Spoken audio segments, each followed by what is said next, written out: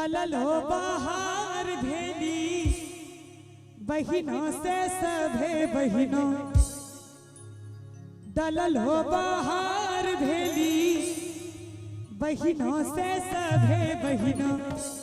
सामा चकेबा भाई बहन के पर्व छे।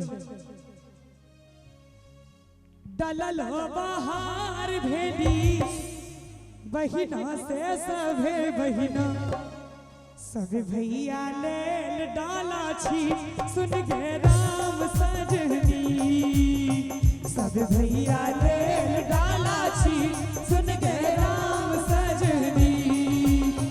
डलल हो बाहर भेली बहिनों से सभे बहिनों, डलल हो बाहर भेली बहिनों से सभे बहिनों, सब भैया लेल डाला छी सुन गे राम सजनी, सब भैया लेल डाला छी सुन गे राम सजनी।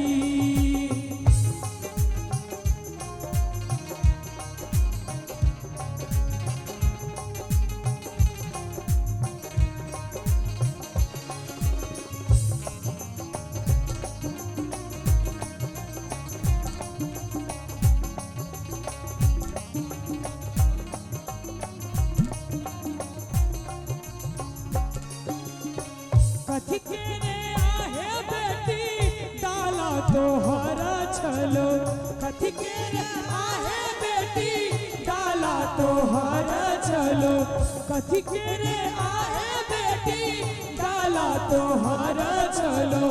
कथिए सजावल चारू ओर सुन गे राम सजनी, कथिए सजावल चारू ओर सुन गे राम सजनी।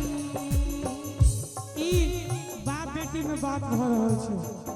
बाप पूछल के कथी के डाला छलो कहो, आप बेटी कहे छे सोना के रे आहे बाबा डाला हमारा छल, सोना के आहे बाबा डाला हमारा छल, सोना के रे आहे बाबा डाला हमारा छल।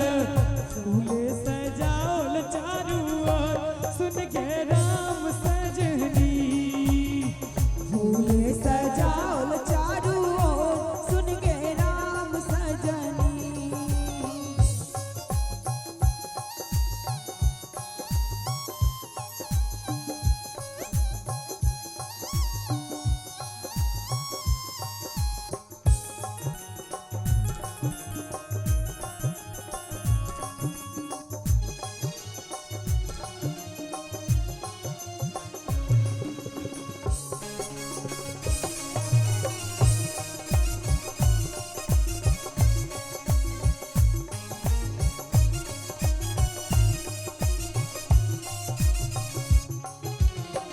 जो तो है आहे बेटी डाला दिया देव, जो तो है आहे बेटी डाला दिया देव, जो तो है आहे बेटी डाला दिया देव।